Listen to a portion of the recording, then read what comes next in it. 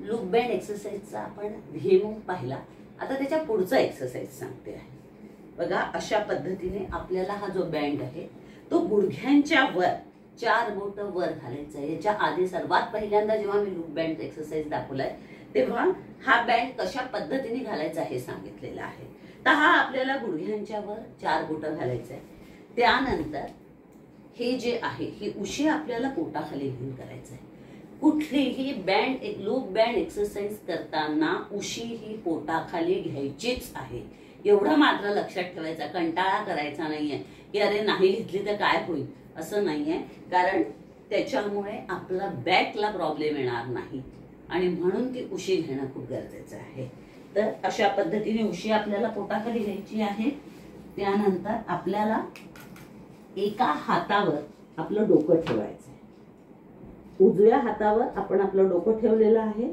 आता हळूहळू हळूहळू हा जो पाय आहे हा पूर्णपणे मांडीतून, पूर्ण गुडघ्यापासून मांडीतून वर उचलायचा आणि इथे आपल्याला ऑसिलेशन द्यायचे. 1 2 3 4 5. हळू खाली ठेवायचे. ऑसिलेशन्स देताना घाई करायची नाहीये. अगदी हळूहळू हळूहळूच ते दिले गेले पाहिजे. आता डाव्या पायाचं दाखवते. परत गुडघ्यापासून वर थाय पूर्णपणे उचलायची.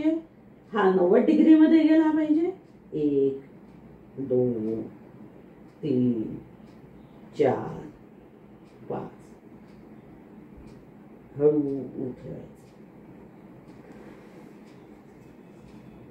एक दीर्घ श्वसन आपल्याला करायचंय. अशा पद्धतीनं सुरुवातीला 5-5 चे 3 सेट्स करायचे आहेत. आपल्याला हा थाईस साठी पण खूप अत्यंत उपयुक्त असा हा व्यायाम आहे. चरबी आपल्या मांड्यांवरची कमी होते म्हणून हा एक्सरसाइज चांगला म्हणजे योग्य आहे. आता तो चुकला हे कसं लक्षात घ्यायचं, तर कमरेमध्ये जेव्हा कळ येते, कंबर जेव्हा दुखायला लागतं तेव्हा लक्षात घ्यायचं की हा आपला एक्सरसाइज प्रॉपर झालेला नाही. परत हळू खाली यायचं, रिलॅक्स व्हायचं.